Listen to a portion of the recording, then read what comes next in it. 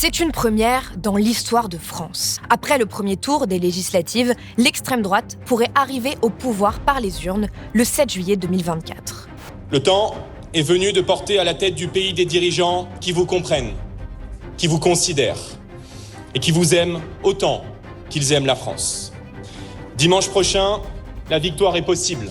En effet, le Rassemblement national a de grandes chances d'obtenir une majorité relative ou absolue à l'Assemblée nationale. Il ne faut pas se tromper, a dit Emmanuel Macron, c'est l'extrême droite qui est en passe d'accéder aux plus hautes fonctions, personne d'autre. Pour la première fois depuis la Seconde Guerre mondiale, l'extrême droite peut gouverner. La question qui est posée la semaine prochaine, c'est est-ce qu'on leur donne les pleins pouvoirs ou est-ce qu'on leur donne pas ? Le risque n'est pas celui d'une alternance, mais d'une véritable bascule.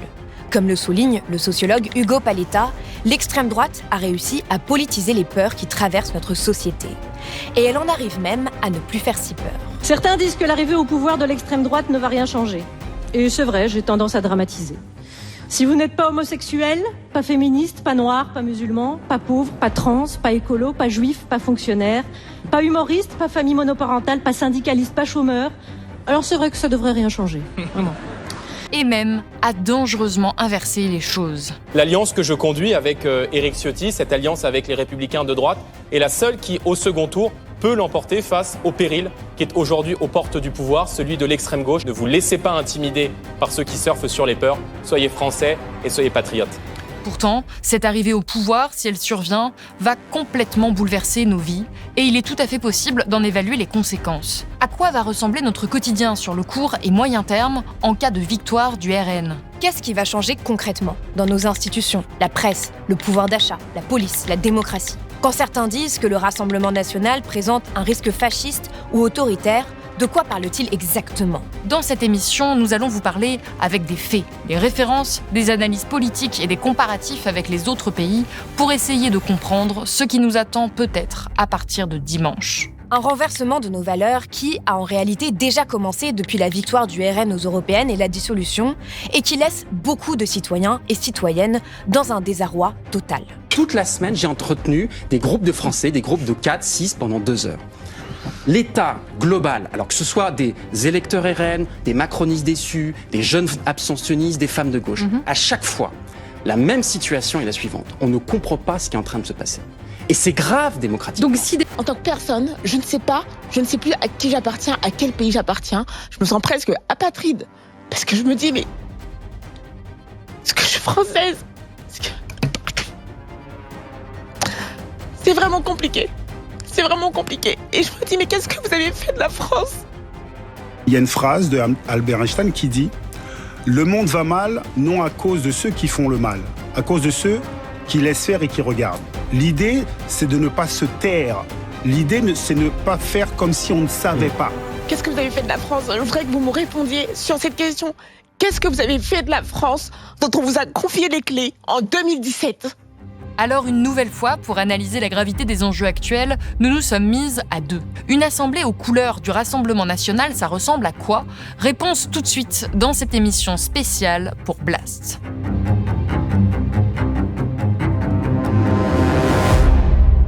Pour écrire cette vidéo, nous nous sommes appuyés sur 3 grandes méthodes. Premièrement, nous avons rassemblé toutes les informations disponibles sur les méthodes de l'extrême droite dans les pays européens où l'extrême droite a pris le pouvoir. La Hongrie de Viktor Orban, à qui Marine Le Pen rend visite régulièrement depuis 2010. Rappelons que le RN a bénéficié du prêt d'une banque hongroise de plus de 10 millions d'euros pour sa campagne présidentielle de 2022. La Hongrie de 2021, sous votre conduite, Monsieur le Premier ministre se place une nouvelle fois à la pointe du combat pour la liberté des peuples. Monsieur le Premier ministre, par votre culture historique et par votre expérience politique, vous avez fait le choix courageux de préserver votre beau pays de la submersion migratoire que veut organiser l'Union européenne. L'Italie de Giorgia Meloni depuis 2022, Marine Le Pen la soutient ouvertement et lui a même proposé de former un grand groupe d'extrême droite européen à ses côtés. Et enfin, la Pologne de Mateusz Morawiecki, qu'elle a soutenu ouvertement là aussi et à qui elle rend visite. Il ne s'agit pas de lointains régimes d'extrême droite, mais de gouvernements européens proches du RN avec qui le parti collabore. Que ce soit en Hongrie, en Pologne, en Turquie ou encore en Italie, il y a une constante. La nouvelle majorité s'attaque très vite aux fondements de l'état de droit, en portant atteinte à l'indépendance de la justice, aux droits des minorités ou à la liberté de la presse. Partout où l'extrême droite, elle arrive, ce qu'elle fait, c'est qu'elle ne détruit pas tout d'un coup la démocratie. Ce qu'ils ont fait en Pologne, c'est qu'ils ont commencé par la justice. Après, ils se sont attaqués à la presse. Et après, ils ont fini par s'en prendre aux leaders des oppositions. Et à la fin, c'est tout l'état de droit qui est affaibli. Et c'est au moment où il est particulièrement faible, il est presque à terre, et là, il y a un risque qu'à ce moment-là, ils récoltent et qu'ils emportent la démocratie avec. Deuxièmement, nous nous sommes appuyés sur les politiques déjà mises en place par le Rassemblement national dans les villes ou régions où il a le pouvoir, sur ses amendements et ses votes à l'Assemblée, tout comme au Parlement européen, et bien sûr, sur son programme. Troisièmement, nous avons consulté le corpus universitaire existant sur le sujet, interrogé des spécialistes, qu'ils soient historiens, sociologues ou politologues. Cela fait déjà plusieurs années que nous travaillons toutes les deux sur le Rassemblement national, du point de vue économique, écologique ou démocratique, et cette vidéo est l'aboutissement de tout ce que nous savons sur le sujet.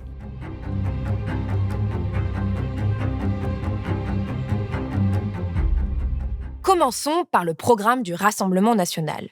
Que nous propose-t-il ? Je ferai du rétablissement de la sécurité, de l'autorité et de l'ordre sur chaque mètre carré du territoire la priorité de mon action et j'y consacrerai toute mon énergie. Mais concrètement, comment ? Monsieur Bardella. Mais concrètement, comment ? C'est la question que l'on peut poser sur à peu près tous les points du programme du Rassemblement national. Mais le problème, c'est que bien souvent, il n'y a pas de réponse. Depuis l'annonce de la dissolution, Jordan Bardella et plusieurs têtes du RN distillent ça et là, dans les médias, de nouvelles mesures chaque jour. Disent une chose, puis une autre, reviennent sur leurs déclarations, si bien que cela en devient totalement incompréhensible. On comprend bien que vous êtes là, monsieur Alliot, pour recouvrir les faits d'un bruit de langage. Vous reculez sur tout, vous arrondissez les angles, vous esquivez toutes les questions, et au fond, moi, je suis sidéré démocratiquement. Mais alors justement, ce qui m'intéresse, c'est... Laurent Jacobelli, plus la probabilité que votre parti ait une majorité augmente, moins on y voit clair dans certaines de vos propositions. Bon, on a compris que certaines promesses d'hier étaient plus forcément d'actualité. Vous savez, le problème du Rassemblement national, c'est le manque de consistance. Moi, je les appelle maintenant le revirement national. Ce n'est finalement que le 24 juin, soit 6 jours avant le premier tour, que le RN a dévoilé son programme, visible sur leur site, 12 pages.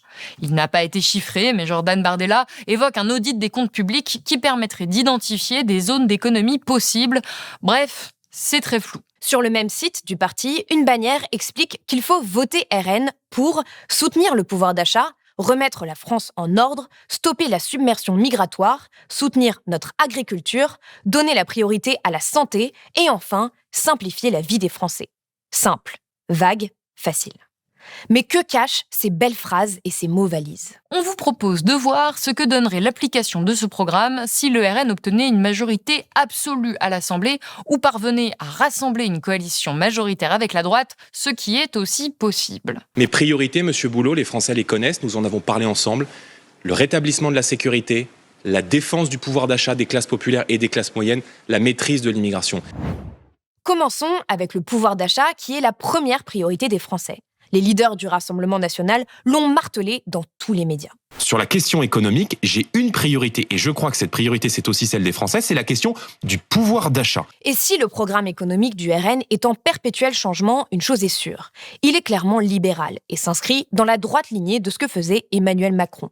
Même les économistes les plus libéraux le qualifient comme tel. En gros, moi j'ai trouvé que le programme de Jordan Bardella, le programme économique, c'est finalement le programme d'Emmanuel Macron avec un peu moins d'écologie et un peu moins d'Europe. Globalement, le projet annoncé est de supprimer les taxes sur l'héritage, supprimer l'impôt sur la fortune immobilière, supprimer l'impôt sur le revenu des moins de 30 ans, bref, des baisses massives de taxation qui vont majoritairement bénéficier aux plus aisés, le tout sans prévoir de recettes supplémentaires, ce qui aura inévitablement un impact sur les services publics, sans parler, bien sûr, de la suppression des droits sociaux pour les étrangers, même quand ceux-ci travaillent et cotisent. Ils font croire aux gens qu'ils vont améliorer leur sort, simplement parce qu'ils vont dégrader le sort des personnes qui seraient moins françaises qu'eux. Alors, sur la dégradation des personnes moins françaises, c'est vraiment le cœur de la politique. privation de droits sociaux, exclusion. Et à mon avis, c'est une dégradation générale. C'est très clair dans le secteur de la santé, par exemple. Elles ne peuvent pas se soigner quand la petite pathologie arrive. La pathologie s'aggrave et ça embolise le service hospitalier. À côté des budgets importants alloués à la sécurité et au contrôle migratoire, bien sûr, des réformes sociales plus fragiles, comme l'abrogation de la réforme des retraites. Mais pas si vite. Si le parti avait annoncé vouloir annuler la réforme, il est vite revenu dessus, avant de finalement réannoncer revenir dessus pour en arriver là. À 24 ans, vous partirez avec 42 années de cotisation, c'est-à-dire 66 ans. Pourquoi ? 66 ans, donc plus tard que dans la réforme actuelle d'Emmanuel Macron et pour une Gabriel Attal. Pour ce qui est du social, ce n'est donc vraiment pas clair. Et ce n'est de toute façon pas finançable sans recette, comme l'ont fait remarquer l'écrasante majorité des économistes qui ont travaillé sur le sujet. Les économistes Elvire Guillot et Raoul Sampognaro ont calculé les conséquences du programme du RN sur le niveau de vie des Français. Il conduira à un enrichissement de 10% des plus riches au détriment des 30% les plus pauvres. 230 € par an de perdu pour les plus pauvres et 1160 € par an de gagnés pour les plus riches. Depuis le début de ce débat, Monsieur Bardella, que ce soit sur la question des prix, que ce soit sur la question de la fiscalité, il y a juste des gens à qui vous ne voulez pas toucher. C'est les grandes fortunes de ce pays. C'est les milliardaires qui ont vu leur fortune décuplée de manière extraordinaire ces dernières années. C'est les actionnaires du CAC 40 qui ont reçu des dividendes records l'année dernière. Baisse de la TVA, des impôts des plus riches, augmentation des salaires, mais seulement au bon vouloir des entreprises et au prix de la baisse des cotisations, le programme économique du RN renforcerait donc les inégalités et pourrait même plonger le pays dans une récession, selon l'économiste Dany Lang. Ce qui s'annonce derrière cet audit, ce qui s'annonce derrière ce flou et qui me paraît extrêmement clair, c'est le grand retour des politiques d'austérité. Et les politiques d'austérité, ça tape en premier lieu sur les pauvres et sur les classes moyennes. Et ensuite sur les entreprises qui finalement voient leurs demandes diminuer. Dans les villes où le RN est au pouvoir, les mesures antisociales s'enchaînent, comme la fin de la gratuité dans les cantines pour les plus pauvres, l'augmentation des prix pour tous les parents, ou encore l'offensive contre des associations comme le Secours populaire. Le programme du Rassemblement national organise cette guerre des pauvres qui est soi-disant dénoncée.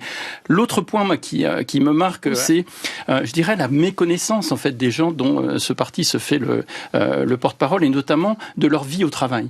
Moi, je n'ai pas vu une seule description concrète des conditions de travail, des difficultés vécues au travail qui sont à l'origine du ressentiment social qui souvent porte vers le vote Rassemblement national. Les économistes de gauche comme de droite s'accordent à dire que ce programme n'est pas sérieux, pas équilibré et globalement libéral. Si vous voulez aller plus loin sur le sujet, on a fait 2 vidéos vraiment détaillées sur les conséquences de la gestion RN de l'économie, ses liens avec les lobbies ou encore son programme économique. Venons-en aux questions écologiques. Elles ont été totalement éclipsées de cette campagne, tout comme de celles des européennes. Je l'évoquais dans cette vidéo. Et c'est extrêmement alarmant, à l'heure où la France et de nombreux pays européens subissent de plus en plus violemment les conséquences du réchauffement climatique. Inondations, événements climatiques extrêmes, canicules, etc., qui démontrent à chaque fois notre impréparation. Rappelons ici que l'année 2023 a été la plus chaude jamais enregistrée dans le monde.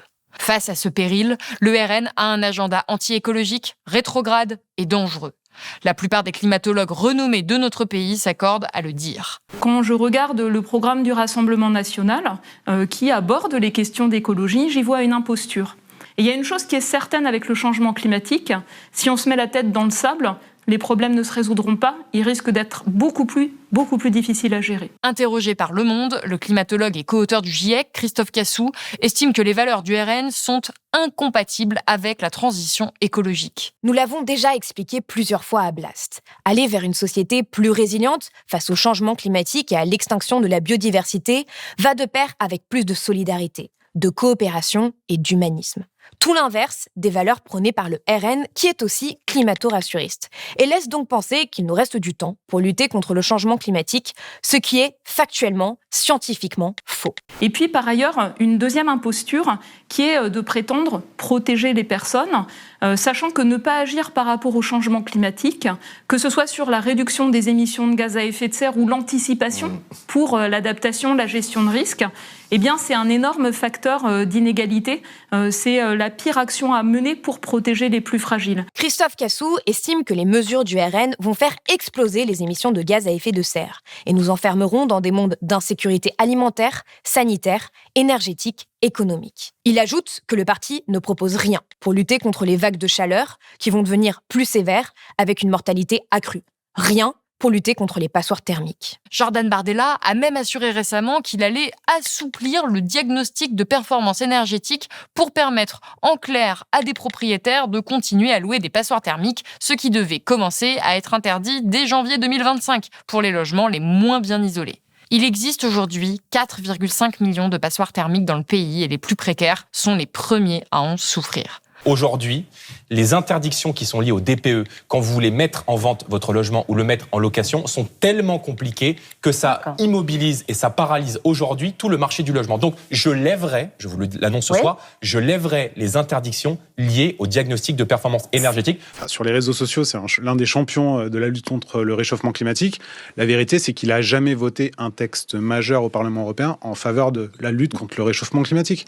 Il y a quand même un fond de démagogie qui est très facile à constater. Pour Jean Jouzel, paléoclimatologue, le RN n'a aucune ambition en termes de lutte contre le changement climatique. C'est le vide. Soit les membres du parti sont climato-sceptiques et nient le problème, soit ils l'ignorent. Le programme du RN parle de défendre la qualité de vie des Français en refusant toute écologie punitive. En bref, surtout, ne rien changer et faire comme si de rien n'était en mettant de fait les Français en danger. Mais nous ne souhaitons pas, en fait, aujourd'hui, culpabiliser les Français et nous ne pouvons pas uniquement nous baser sur les données du GIEC. Ils ont parfois tendance à exagérer, et c'est leur rôle. Vous avez dit vous-même, on n'est pas scientifiques, nous, donc il faut quand même croire les scientifiques. Oui, on les croit, on les suit, bien entendu, mais notre rôle aussi, c'est de tempérer pour éviter que si on suit bêtement, en fait, les données du GIEC, on risque de contrevenir, en fait, à la qualité de vie des Français. Dire qu'on a d'un côté l'action climatique et de l'autre la qualité de vie, c'est exactement le contraire, en réalité.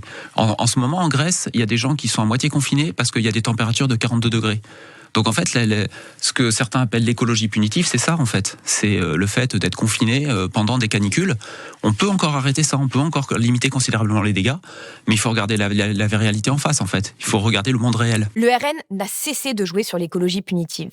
Mais une fois pour toutes, la vraie punition, ce serait d'avoir le RN et donc l'inaction climatique totale au pouvoir, avec une crise énergétique, un air irrespirable pour la prochaine génération, des pesticides généralisés, et j'en passe. L'énergie renouvelable n'est pas propre et n'est pas renouvelable. Voilà. Et en plus, c'est alternatif. Et en plus, ne fonctionne en réalité totalement que si elles sont associées à du gaz ou à du charbon. Donc, ça m'apparaît être une très mauvaise idée écologique. Aux antipodes des recommandations des scientifiques, le RN veut tout miser sur le nucléaire et arrêter tous les futurs projets d'énergie renouvelable alors qu'elles ont représenté 15% de la production électrique en 2023.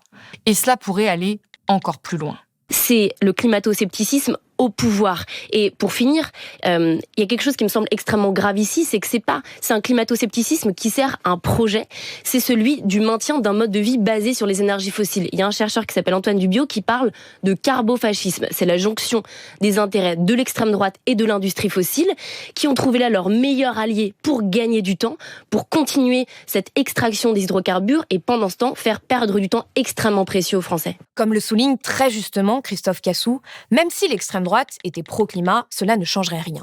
Ce n'est plus une question de solution pour le climat, mais de valeur. On ne peut pas séparer les mesures sur l'environnement du reste du programme du RN, qui attaque les valeurs humanistes. Le GIEC est pourtant très clair là-dessus. La vulnérabilité face au réchauffement est exacerbée par les inégalités et la marginalisation liée au genre, à l'appartenance ethnique, aux faibles revenus ou à une combinaison de ces facteurs. Pour aller plus loin, vous pouvez regarder cette vidéo.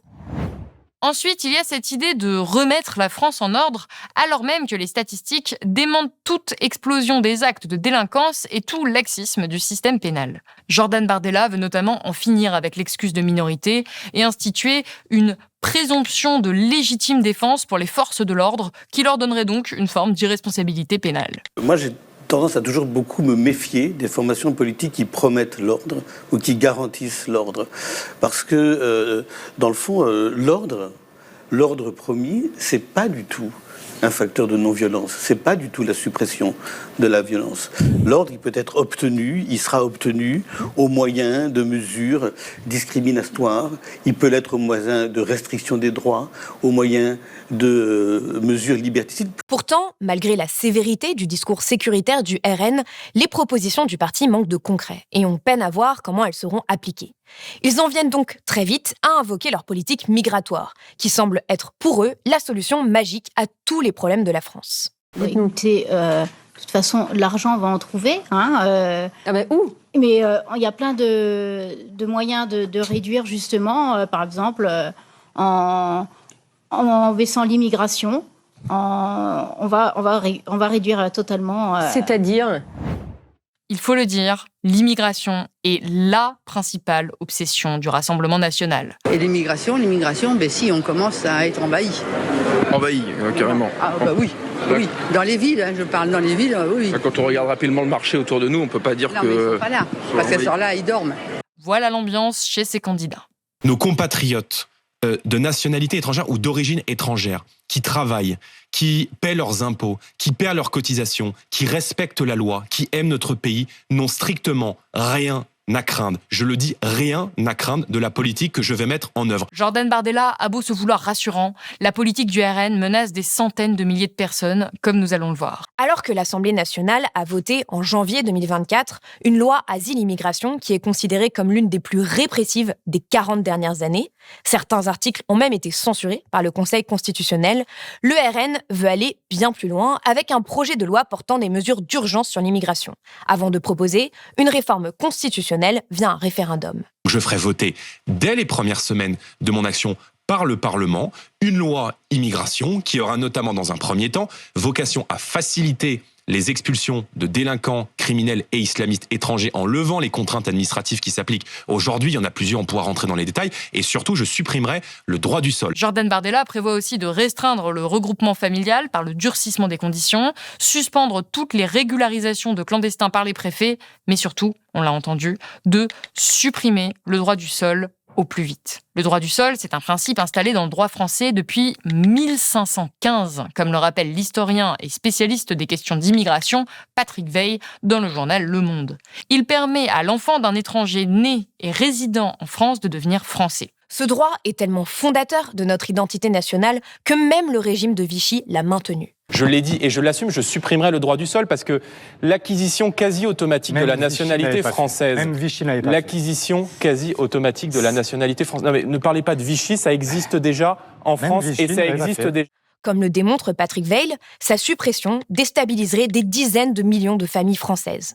Pour obtenir un passeport ou une carte d'identité, être né en France d'un parent né en France apporte la preuve facile que vous êtes français. Cette suppression transformerait l'administration de cette preuve en un parcours presque insurmontable. À partir du vote de la loi, tous les enfants qui vont naître dans les familles françaises ne pourront plus prouver qu'ils sont français par la naissance en France. Ça ne vaudra plus rien. Il faudra prouver une filiation française, c'est-à-dire créer des registres de Français par le sang. C'est une mise à bas de tout un système qui nous vient des rois de France, puisque depuis 1515, on a le droit du sol. Interrogé par Emmanuel Fernandez, candidat Nouveau Front Populaire qui lui demandait ce qu'allait devenir sa nièce, qui a plusieurs nationalités, voilà ce que lui répondait Laurent Gnaédic, candidat RN. Nièce, vous allez la renvoyer quelque part ? Mais je ne connais pas votre nièce particulièrement. Elle a des origines d'un petit peu partout, ma nièce. Vous allez la renvoyer peut-être ? Mais le dossier, en supprimant le droit du sol. La préfecture s'occupera de son dossier, ne vous inquiétez pas. Ah d'accord. Ah bah. Eh ben les crocs sortent déjà.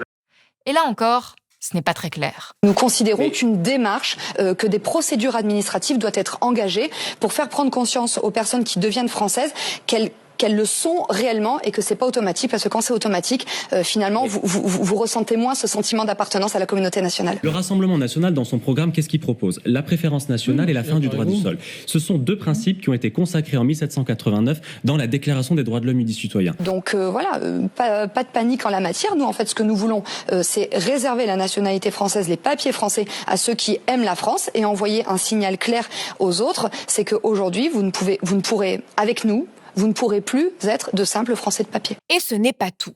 Le 24 juin, Jordan Bardella a annoncé sa volonté d'exclure les Français binationaux de certains postes jugés sensibles. Et a expliqué, je cite, que les postes les plus stratégiques de l'État seront réservés aux citoyens français et aux nationaux français. Depuis, c'est la panique. 3,3 millions de Français sont concernés et pourraient perdre le droit d'exercer certaines professions dans l'administration publique. Vous prenez comme exemple Najat Vallaud-Belkacem. Ça veut donc dire que selon vous, elle n'aurait pas dû être ministre. Elle n'aurait pas dû être ministre parce que, compte tenu de sa double nationalité. Bon, je pense que c'était une erreur et que ce n'était pas une bonne chose pour la République, voyez-vous. Et Rachida Dati. Non mais Rachid, non mais je ne veux pas faire un palmarès des gens, c'est pas la question. Je pense que les postes ministériels doivent être détenus par des franco-français, point final. À travers moi, c'est tous les Français d'origine étrangère ayant une binationalité qui sont accusés de déloyauté automatique. C'est de la diffamation, c'est de la diffamation massive. Derrière, ça renvoie un message simple à tous nos compatriotes d'origine étrangère qui est, en fait, on ne peut pas leur faire confiance. On peut vraiment pas leur faire confiance. Vous imaginez la violence et l'agressivité d'un tel propos, de la normalisation d'un tel propos, d'une telle suspicion permanente? Les candidats du RN multiplient les déclarations délirantes sur les plateaux de télévision. Ils continuent de jouer avec les peurs et les vies de centaines de milliers de personnes en donnant le sentiment de choisir au hasard quel sera leur avenir. En réalité, vous avez des emplois qui sont sensibles. On le sait, tout ce qui est autour de la sécurité, ce sont des emplois qui sont très très sensibles. Les policiers, par exemple? Les gendarmes? Les juges? Les juges, oui, pourquoi pas. Certains policiers... On peut interdire aux juges d'avoir une double nationalité? Pour moi, oui. Pour moi, je pense qu'un juge ne devrait pas avoir une double nationalité. Un policier? Un policier, c'est possible. Nous, on préfère une seule nationalité, une seule patrie, plutôt que la double nationalité. Mais vous préférez, mais il y a 4 millions de personnes qui sont dans ce cas-là. Là encore, on voit bien que le Rassemblement national reste le Front national sur bien des aspects. Cette idée d'interdire des postes clés aux binationaux vient en réalité de Jean-Marie Le Pen. La séquence que vous allez voir date de 1989. On le voit cuisiner Lionel Stoléru, secrétaire d'État du gouvernement Rocard, pour savoir s'il a ou non une double nationalité. Est-il exact que vous ayez la double nationalité? Laquelle? Je ne sais pas, je vous pose la question. Avez-vous une double nationalité? Non, je suis français, tout simplement. Vous n'avez pas de double nationalité? Non, je n'ai pas. Je vous pose la question, vous êtes un ministre français, on a le droit de savoir qui vous êtes, tout de même. Français, écoutez, je pense que c'est normal. Vous allez voir pourquoi. Excusez-moi d'intervenir, je crois qu'il faut que les choses soient claires, parce que vous avez un langage un peu codé. Monsieur Stoléru, vous êtes juif? Ou non? Ah, c'est pas une nationalité, enfin, sauf... et je pense que Monsieur Le Pen faisait peut-être allusion à la possibilité que vous ayez une double nationalité israélienne et française. Oui, c'était la question que je lui posais, mais parce qu'on m'a dit ça, mais j'en sais rien. Moi, je ne crois pas ce qu'on me dit systématiquement, et je crois à la loyauté de Monsieur Stoléru. C'est gentil de votre part, Monsieur Le Pen, c'est vraiment très gentil. Très bien. Jusqu'à présent, juif est une religion. Non, mais moi, je voulais pas parler... Certains pourraient continuer à penser que le RN n'est pas raciste ou antisémite, qu'il ne l'est plus. Et puis, on peut aussi écouter ce que disent les candidats qu'ils ont choisis pour les représenter. Vous entendez que le Rassemblement national est un parti xénophobe, raciste, fasciste? C'est faux et archi faux. J'ai comme ophtalmo un juif et j'ai comme dentiste un musulman. Le grand remplacement nous a montré qu'il y a maintenant une distorsion évidente entre ce que le droit désigne et ce que la réalité désigne. Le droit désigne comme peuple français tous les citoyens français. Or, justement, non. C'est pour ça que ça me fait un peu sourire lorsque on me traite de facho. Pas plus tard que dimanche, je suis allé à un rassemblement de motards au Ménébré et il y a eu une bénédiction des motards et c'est un curé de couleur qui m'a béni. Vous voyez, donc je ne l'ai pas écrasé avec ma moto. Ou aller chercher les posts de ces candidats sur les réseaux sociaux. En tout, c'est 70 cas problématiques que recense Mediapart. Éric Ciotti, à l'instant, lui avoue, on n'a eu que quelques jours pour investir près de 600 candidats. Forcément, tout n'a pas été verrouillé. Il n'y a pas que les sorties racistes, Marie-Christine Saurin dans les Pyrénées, par exemple, ou les messages antisémites qui ont déjà valu le retrait du soutien officiel du parti à des candidats. Il y a aussi les complotistes en Côte d'Or ou à Poitiers, où la candidate RN explique que les personnes vaccinées émettent des ondes semblables au Bluetooth. Rappelez-vous, on vous avait fait une vidéo entière sur le sujet du RN et de l'antisémitisme. L'ONG Amnesty International alerte déjà sur les risques de violation des droits humains en cas de victoire du RN. Rappelons enfin qu'il est économiquement intenable d'appliquer les mesures migratoires du RN. Aujourd'hui, la main-d'œuvre immigrée occupe 10% des emplois en France, selon les chiffres du ministère du Travail. On compte environ 2,7 millions de travailleurs immigrés. Même le président du MEDEF l'affirme. L'économie française ne tient pas sans les étrangers. C'est vrai en Allemagne, c'est vrai en Suisse, c'est vrai dans les pays nordiques où le débat a été posé objectivement. Ce ne sont pas les patrons qui demandent massivement de l'immigration, c'est l'économie. Et ces chiffres établissent qu'à partir de 2036, d'ici 2050, nous aurions besoin, sauf à réinventer notre modèle social, sauf à réinventer notre modèle économique, de 3 900 000 salariés étrangers. Mais la partie la plus préoccupante, en ce qui concerne la possibilité d'un gouvernement d'extrême droite, reste encore son rapport aux institutions. Je veux dire que je serai toujours le garant de vos droits, de vos libertés et de notre devise républicaine, celle qui unit tout le peuple de France dans une même promesse, liberté, égalité, fraternité. Depuis toujours, le parti critique la justice, les institutions démocratiques et entend les transformer. Rappelons ici que le RN remet en question certains des principes inscrits dans la Constitution, le principe d'égalité ou encore le principe de solidarité nationale en faveur des personnes défavorisées. Pour changer tout cela, il faudra donc modifier la Constitution. Dans cette interview dans Le Monde, Sami Benzina, professeur de droit public, rappelle que le Conseil constitutionnel fait l'objet d'attaques régulières de l'extrême droite qui y voit un obstacle majeur à ses propositions les plus radicales. Il ajoute plus loin. Le risque n'est pas tant que les institutions de la Ve République ne résistent pas à un pouvoir d'extrême droite, mais qu'elles constituent, au contraire, un cadre favorable à son expansion. Nos institutions ont le mérite d'être efficaces et relativement stables, mais elles ont avant tout été pensées pour des forces politiques modérées, sans quoi certains instruments, comme les pouvoirs exceptionnels du chef de l'État, en application de l'article 16, auraient paru trop dangereux. Si le RN gagnait les prochaines élections présidentielles et législatives, il se trouverait dans une situation de concentrer les pouvoirs au sein de l'exécutif, laissant peu de place aux contre-pouvoirs. Quand Orbán est arrivé au pouvoir en Hongrie, quand le PiS est arrivé au pouvoir en Pologne, en fait, la qualité de leur contre-pouvoir, de leur régime constitutionnel était en fait bien meilleure que la nôtre. Et la conclusion de cette étude, qui est une espèce de stress test de la démocratie, on prend la Constitution française, on lui met un choc autoritaire, qu'est-ce qui se passe ? Et la conclusion des chercheurs, c'est qu'il faut 18 mois en France pour détruire l'état de droit. On peut donc sérieusement imaginer que le RN pourrait par exemple tenter d'influencer ou de contrôler le système judiciaire pour servir ses propres intérêts politiques, compromettant ainsi l'indépendance de la justice. Ça pourrait se manifester par des nominations controversées de juges ou des réformes judiciaires visant à limiter le pouvoir de la justice. Actuellement, la nomination des hauts magistrats est déjà en partie influencée par le pouvoir exécutif. Un gouvernement RN pourrait utiliser ce pouvoir pour s'assurer, par exemple, que les magistrats nommés partagent leur position, ce qui pourrait biaiser l'impartialité de la justice. Le RN pourrait aussi réformer le CSM pour augmenter le contrôle politique sur la nomination des magistrats, réduisant ainsi l'indépendance judiciaire. C'est d'ailleurs ce que craignent les membres du syndicat national de la magistrature. Ils considèrent que l'accession au pouvoir de l'extrême droite est incompatible avec la justice. Et c'est exactement ce qu'il s'est passé en Pologne. Après son arrivée au pouvoir, Mateusz Morawiecki a pris le contrôle du tribunal constitutionnel. Puis, il a mis en place un système juridique parallèle pour contourner la Constitution avec 2000 juges au statut douteux. Et ça s'est passé comme ça avec toutes les institutions. Il faut lire cette lettre de 2 Polonais dans Le Monde. Ils expliquent comment le président avait annoncé vouloir rétablir la dignité de tous tout en combattant une immigration dangereuse. Et comment cela s'est terminé en piétinant l'état de droit. Les similitudes sont frappantes. Le discours des électeurs à l'époque est quasiment le même que ceux du RN aujourd'hui. On n'a jamais essayé. Le Parlement s'est immédiatement transformé en machine à voter et les lois les plus importantes ont été adoptées et promulguées du jour au lendemain sans consultation.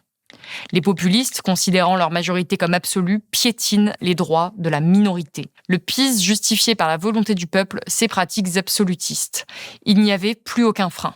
Les hommes du parti au pouvoir, qui n'étaient plus encadrés par aucune borne, ont pris possession jour après jour de l'État. Ils ont pris le tribunal constitutionnel, le bureau du procureur général, les organismes chargés de nommer les juges, les services spéciaux, les écoutes illégales, le Haut Conseil des médias nationaux et les médias, l'organisation des élections, le tribunal suprême, les sociétés d'État, la culture et l'art. Partout, leurs hommes de main ont été placés. En Italie, Giorgia Meloni, que Marine Le Pen soutient aussi très ouvertement, est actuellement en train de s'attaquer, elle aussi, aux institutions.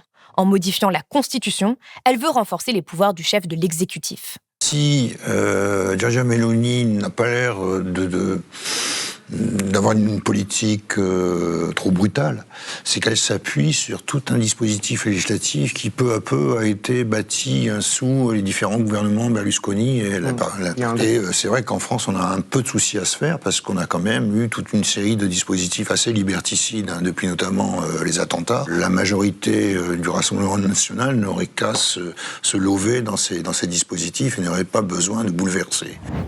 Un des piliers de la démocratie, qui sera à coup sûr bouleversé en cas de victoire du RN, c'est la liberté de la presse. En Hongrie, en Pologne et en Italie, c'est un véritable carnage. Tous ces gouvernements se sont immédiatement attaqués à l'indépendance des médias. En France, la liberté d'informer est déjà mise à mal. Et le RN a été précurseur en matière de violence envers les journalistes. Rappelez-vous cette fois où le journaliste Paul Laroutourou avait été violenté par le service d'ordre de Marine Le Pen, ou cette autre fois où ces journalistes du Petit Journal avaient été agressés par Bruno Gollnisch. En France, c'est d'Israël. Et nos dirigeants successifs n'en manquent que jamais. Nicolas Sarkozy lui-même a ainsi finalement considéré que le thème de l'identité nationale qu'il avait soulevé était une... Il a également été le seul parti à sélectionner les journalistes autorisés à couvrir ses conférences de presse et meetings. Et ce, il y a déjà des années. Écoutez, Quotidien me suit dans tous mes déplacements, etc. Mais en l'espèce, je ne l'accrédite pas dans mes conférences de presse, dans mon QG, pour une raison simple, c'est que je considère que ce ne sont pas des journalistes. C'est vous, madame, qui décidez de qui est le journaliste ou pas vous voyez, je suis chez moi. Et quand vous serez présidente, c'est vous qui décidez qui est le journaliste ou pas? Vous savez, je suis chez moi, hein, donc dans mon QG. Ah oui, non mais il n'y a pas de problème. Mais j'assume, quand c'est moi qui décide, j'assume. Le Rassemblement national a annoncé qu'il privatiserait très rapidement le service public de l'audiovisuel, et ce, alors que le parti s'en prend très souvent à la presse et est déjà largement soutenu par l'Empire Bolloré. Mais vous savez, il y a des millions de Français qui en ont ras-le-bol de payer des impôts pour entendre France Inter les insulter du matin au soir. Partout dans les pays où des gouvernements alliés de Marine Le Pen ont pris le pouvoir, les médias ont été privatisés, les journalistes bâillonnés, voire carrément mis sous tutelle. Usul et Lumi ont très bien détaillé tout ça dans leur dernière émission Rhinocéros, qu'on vous conseille vraiment pour comprendre comment une démocratie peut basculer dès lors qu'elle est asphyxiée au niveau de l'information. C'est aussi de cela dont il était question dans la grande soirée pour les libertés co-organisée par Blast, des dizaines de médias indépendants et organisations. La catastrophe, elle est venue par les médias. Elle est venue par des mots dans des médias. Elle est venue par des médias possédés par des milliardaires qui, au nom de leurs intérêts, ont fait tomber leur idéologie. Ça s'appelle, en effet, la bollorisation des médias. La catastrophe commence par des mots toxiques, comme des doses d'arsenic, c'est un poison, et après tout le corps est contaminé. Voilà ce que vivent déjà les journalistes, alors que l'extrême droite n'est pas au pouvoir. Voilà leur méthode. Le racisme fait partie de ma vie depuis toujours. Il prend une forme particulière quand il vous cible pendant 48 heures sur le plateau d'une chaîne d'extrême droite nommée CNews, puis sur le plateau de Cyril Hanouna, déclenché par un député du Front National nommé Julien Audoul. Parce qu'une de mes prises de position ne lui a pas plu, ce député a cru bon de m'intimer de quitter la France, mon pays, et de me livrer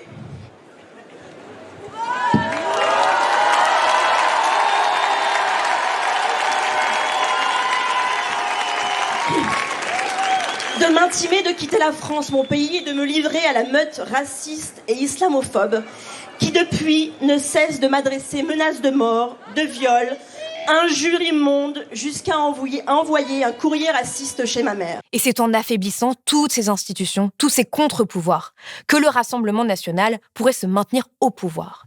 Parce qu'il est rendu extrêmement difficile, à quelque opposition que ce soit, d'exister dans ces conditions. Les militants sont réprimés, les subventions des associations coupées, les médias contrôlés. Le flou règne dans les esprits, on ne sait plus qui croire, quoi penser, et c'est ainsi que les populations peuvent être contrôlées et asservies. C'est sûrement la partie la plus importante de cette émission. Il faut bien comprendre cela. Les institutions et les libertés ne vont pas soudainement être détruites. Ce sera un processus particulièrement difficile à combattre puisqu'il sera long et insidieux. Le journaliste politique Thomas Legrand l'explique avec précision dans cet article pour Libération à propos du RN en se projetant dans un futur proche dans lequel l'extrême droite aurait gagné. Il ne procède pas en appliquant un programme visible de destruction des libertés. Il y aboutit. Il constate, au bout de quelques mois, les blocages, les empêchements du fait de la justice qui tente de faire respecter l'état de droit, de la presse qui révèle les manipulations de l'information et dénonce les opacités, des institutions faites pour contenir l'arbitraire de l'exécutif, des élites universitaires qui compliquent les enjeux.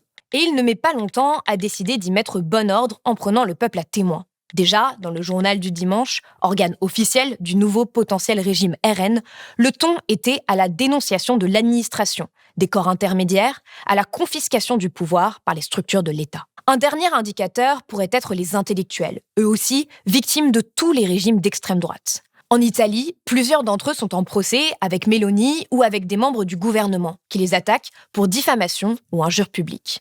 En Pologne ou encore en Hongrie, c'est la même histoire. Le rouleau compresseur. Dans les universités, dans les médias, les intellectuels sont mis sous pression et ne peuvent plus s'exprimer librement. Face à ce risque, en France, au lendemain du premier tour des législatives, 200 philosophes signaient d'ailleurs une tribune contre l'accession de l'extrême droite au pouvoir, parmi eux Jean-Claude Monod, Cynthia Fleury, Camille Froidevaux-Métairie ou encore Claire Marin. Ils écrivent « Toutes les divergences et tous les débats légitimes que nous pouvons avoir entre nous doivent, un temps, céder le pas devant l'impératif de la préservation d'un espace public pluraliste que le RN veut livrer à l'appétit des seuls intérêts privés et de défense des valeurs d'égalité et de fraternité fondatrices de la République moderne. » Tout nous amène à penser qu'une victoire du RN ne sera pas un simple rapprochement vers le fascisme, mais une véritable bascule, un saut dans le vide. S'il est impossible de savoir à quelle vitesse les institutions seront attaquées, il est certain qu'elles seront saccagées s'ils ont les mains libres. Rajoutez à tout cela l'attaque contre un des derniers espaces de liberté, de respiration qu'il nous restera, le monde de la culture et de l'art. L'une des manières les plus efficaces de modifier les imaginaires, en plus évidemment de s'attaquer aux médias, à la presse, aux journalistes et de neutraliser l'opposition, sera évidemment de s'en prendre à la culture, en ligne de mire du Rassemblement national. Lors de la mise en place du Pass Culture, cette mesure permettant aux jeunes d'avoir un chèque pour acheter entre autres des livres, le RN a déposé un amendement pour interdire d'acheter des mangas, ne faisant selon lui pas partie de la culture. Et cette prise de position est très symbolique, car un parti à tendance autoritaire décide de ce qui fait partie de la culture ou non. Déjà, en mars dernier, lors de la commission culture, les députés RN étaient clairs. Ils parlaient d'une dérive woke dans le milieu culturel et ont aussi essayé d'interdire l'écriture inclusive. La ministre de la Culture a expliqué, suite à cette commission, que les députés RN ont voulu conditionner les aides du CNC aux films qui feraient la promotion de l'histoire de France. Réduire le pass culture à la vraie culture, à savoir les œuvres classiques uniquement, interférer dans la programmation des lieux culturels pour empêcher telle exposition ou tel concert. On nous dit souvent que le RN n'a pas de programme culturel, il en a un. C'est de supprimer le ministère de la Culture. D'en faire un ministère de la culture et du tourisme, dans lequel la culture se résumerait au patrimoine. Redresser de vieilles pierres et redresser nos morales. Je ne veux pas qu'on nous redresse moralement. Le patrimoine, qualifié de parfaite expression de la civilisation française par Marine Le Pen, occupe une place centrale pour le RN, qui propose notamment tout un tas de mesures pour permettre aux propriétaires, notamment privés, de monuments historiques comme des châteaux ou des manoirs, de payer moins de charges. Le RN investit la culture pour qu'elle puisse promouvoir sa vision idéologique d'uniformité. Malraux lui-même a dit non, ça n'est pas aux politiques de dire aux artistes ce qu'ils doivent dire. Quand on commence comme ça, c'est le début de la dictature et le début du totalitarisme. Le RN ne fait que ça, nous dire vous devez dire ça et pas ça. C'est ce qui se passe en Italie actuellement, où le gouvernement veut limiter l'autonomie des institutions culturelles pour les rattacher au ministère de la Culture. Les subventions se sont accrues pour les projets mettant en avant le catholicisme et l'histoire patriote italienne. Le gouvernement italien est très clair dans son projet de promotion d'une culture conservatrice et son ambition de construire un nouvel imaginaire italien. En Hongrie et en Pologne, les gouvernements ont méthodiquement remplacé les directeurs et les responsables de musées, théâtres et autres institutions culturelles par des personnes loyales à leur parti. Les artistes et les projets culturels qui présentent des visions critiques se sont mis à être à court de financement, voire même de programmation, tandis que de nombreuses œuvres ont été censurées pour atteinte aux valeurs nationales ou religieuses. Et dans tous ces pays, quand ces gouvernements d'extrême droite sont arrivés au pouvoir, les manuels scolaires ont été réécrits pour promouvoir une vision nationaliste de l'histoire, voire censurer des visions dites positives des droits des personnes LGBTQIA+.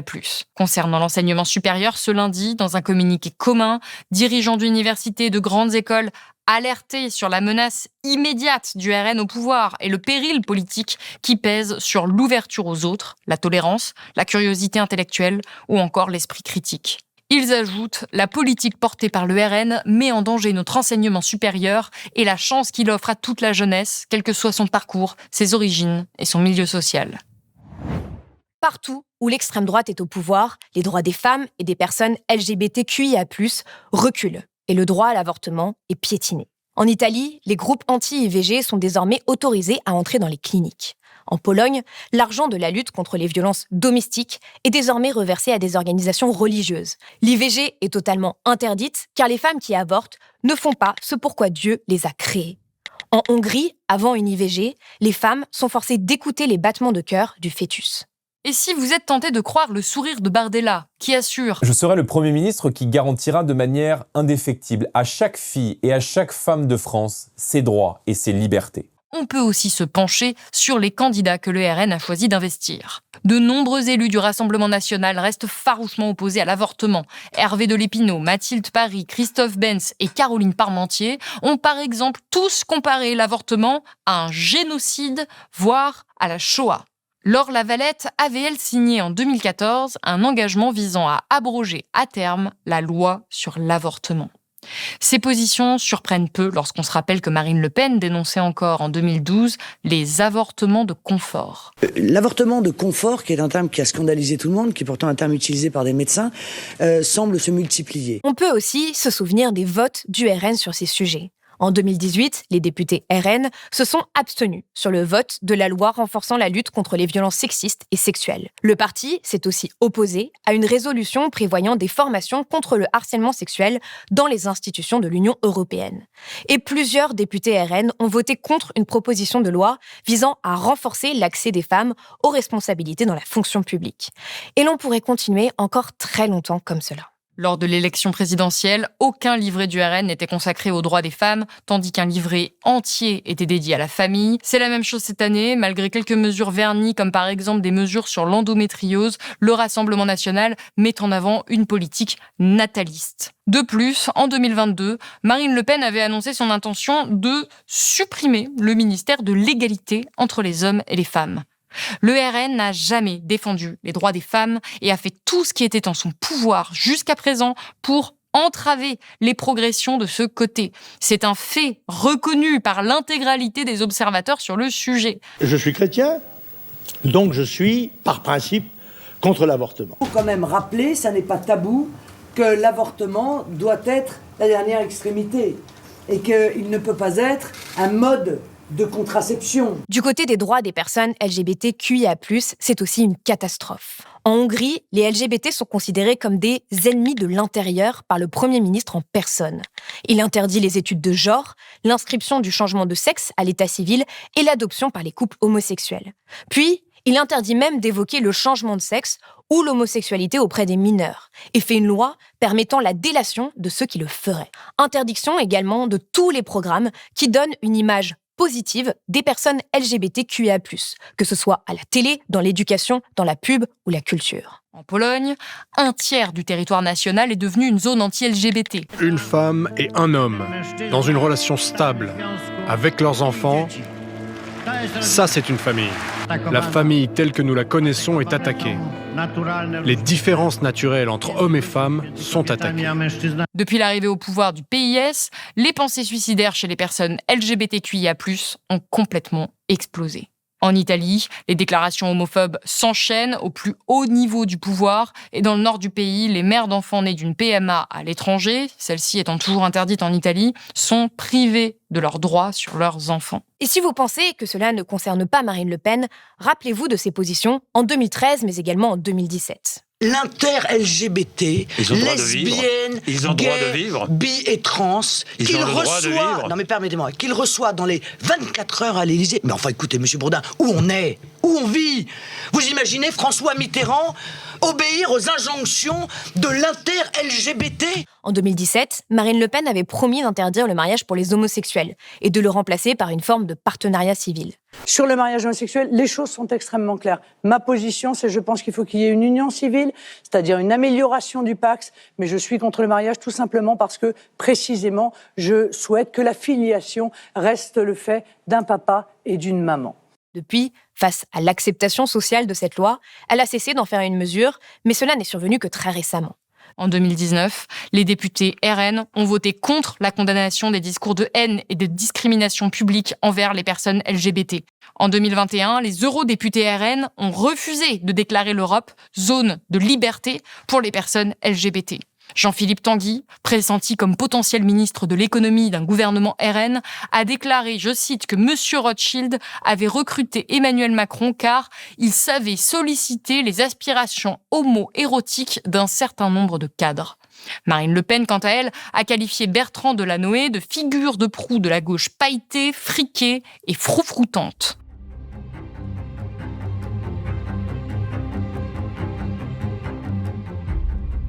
Mais alors, de quelle marge de manœuvre disposerait le RN pour appliquer tout son programme nauséabond s'il obtenait une majorité à l'Assemblée ? Avant de répondre à cette question, un petit rappel sur la personne qui aspire à être le prochain Premier ministre et incarne à merveille la stratégie de dédiabolisation du parti. Jordan Bardella a été repéré en 2017 par Marine Le Pen comme un pur produit électoral. Il a passé toute sa vie en politique. Jordan Bardella, c'est un petit peu l'arbre qui cache la forêt aujourd'hui au RN, c'est-à-dire que c'est la devanture, séduisante, jeune, attrayante. Les mots de Pascal Humeau, je retranscris son témoignage dans mon livre, sont l'une de mes premières missions données par Marine Le Pen à propos de Jordan Bardella, c'était d'en faire un facho sympa. Le sourire, le bonjour, et ils ont travaillé pendant des mois entiers, face caméra, tous les deux, pour en faire un petit peu ce champion de la com qu'on connaît aujourd'hui. Aujourd'hui, Jordan Bardella refuse d'être nommé Premier ministre si le RN n'obtient qu'une majorité relative. Mais si le Rassemblement national obtenait la majorité absolue, c'est-à-dire 289 sièges, il se retrouverait dans la même situation que la gauche en 1997. Il pourrait alors composer son gouvernement et maîtriser l'Assemblée. Mais il serait obligé de composer avec un président et un Sénat qui lui sont opposés.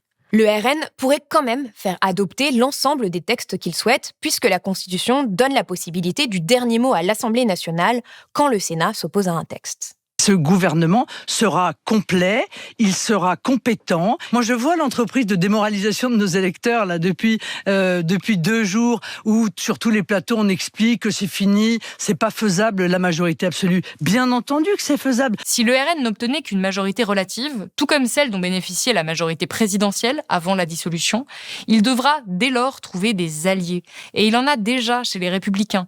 Mais il aura probablement encore plus de difficultés qu'Elisabeth Borne à trouver des soutiens dans les oppositions pour faire voter ces textes, car pour le moment, ni la gauche ni Ensemble ne veut être associé à l'extrême droite. En tout cas, pour le moment.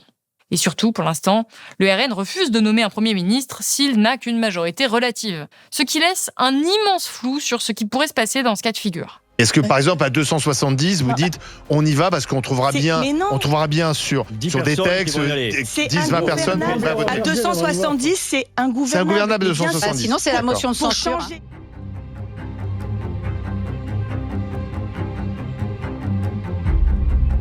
Le RN a beau ne pas être au pouvoir, pour le moment, l'atmosphère dans le pays a déjà changé. C'est un fait.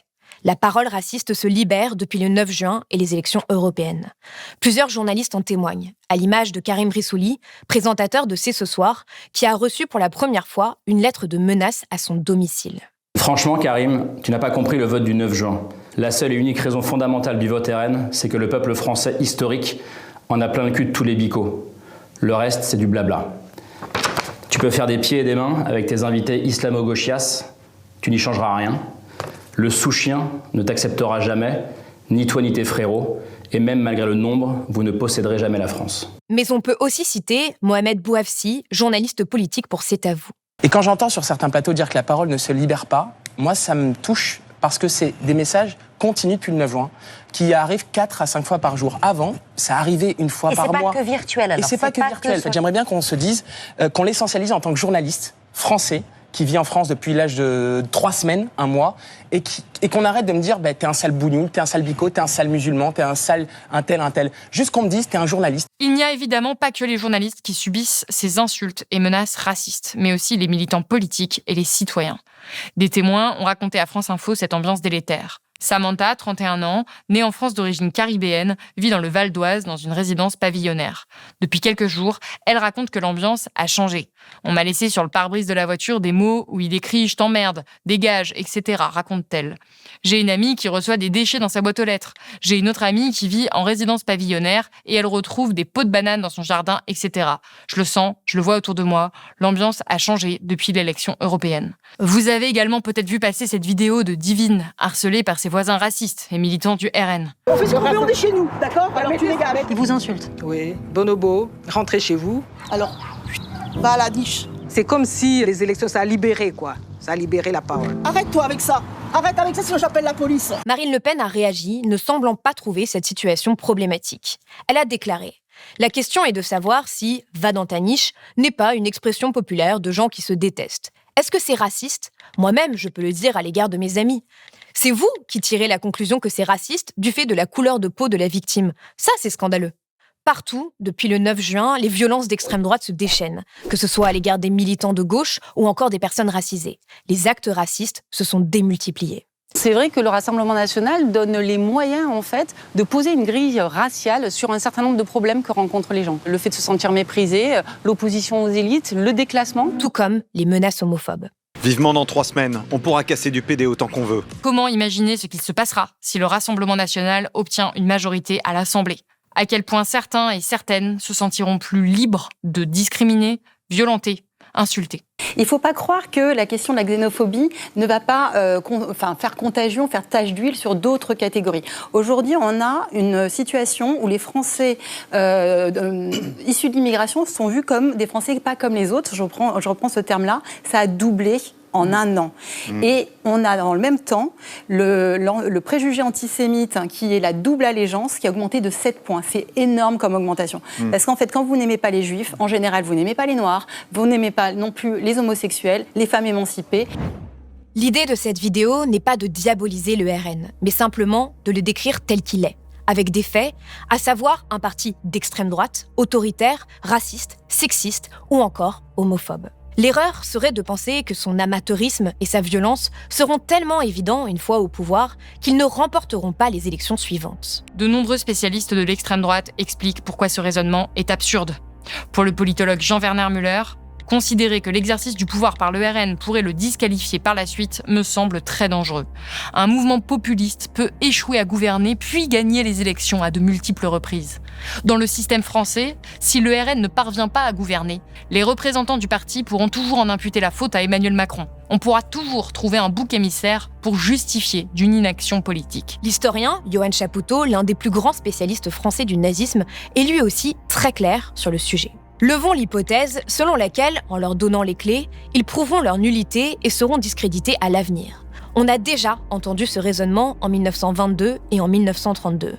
Et on aurait mieux fait d'écouter Goebbels qui confiait à son journal « Nous entrons et nous n'en sortirons plus, sauf mort ». Promesse tenue par celui qui tua ses enfants et son épouse avant de se suicider devant le bunker. Et s'il faut toujours garder certaines précautions en établissant les comparaisons historiques ou avec d'autres pays, nous tenons à rappeler que nous avons simplement fait des recherches sur les analyses des experts et universitaires sur le sujet. Nous nous basons sur des faits. Mais le problème est que cette émission, même si nous l'avons sourcée et que vous pouvez vérifier tout ce que nous avons dit, ne s'adresse pas tant au cœur, mais plutôt à l'esprit critique et rationnel. Or, les contradictions et les incohérences du Rassemblement national sont passées. Ces prises de position ne semblent pas rebuter ses électeurs. Le RN est le seul parti à avoir compris que la politique est une affaire de psychologie et non seulement de sociologie. C'est la dernière vidéo que nous produisons avant le second tour. La dernière peut-être avant d'être gouverné par l'extrême droite. Mais ce n'est pas totalement inéluctable. Tout va se jouer ce dimanche et tout dépendra de qui va se déplacer pour voter. Donc pour vous redonner un peu d'espoir et d'élan, nous voulions à nouveau finir avec une citation qui éclaire le présent. Victor Hugo, cette fois-ci. Étonner la catastrophe par le peu de peur qu'elle nous fait. Tantôt affronter la puissance injuste, tantôt insulter la victoire ivre. Tenir bon, tenir tête. Voilà l'exemple dont les peuples ont besoin et la lumière qui les électrise. On espère sincèrement que cette émission vous aura donné un aperçu du tournant historique que nous sommes en train de vivre et que vous la partagerez autour de vous. Vraiment. Qu'une partie des Français veuille mettre en place un parti autoritaire au pouvoir est une chose, mais qu'ils le fassent, au moins, en toute connaissance de cause, sans se limiter à la façade de communication savamment polissée de ce parti. Blast est un média indépendant et plus que jamais, nous avons besoin de votre soutien pour exister, pour résister et continuer à être un contre-pouvoir. Vous pouvez nous aider financièrement en ces temps troublés, en vous abonnant ou en faisant un don sur blast-info.fr. Et nous, on vous dit à très bientôt.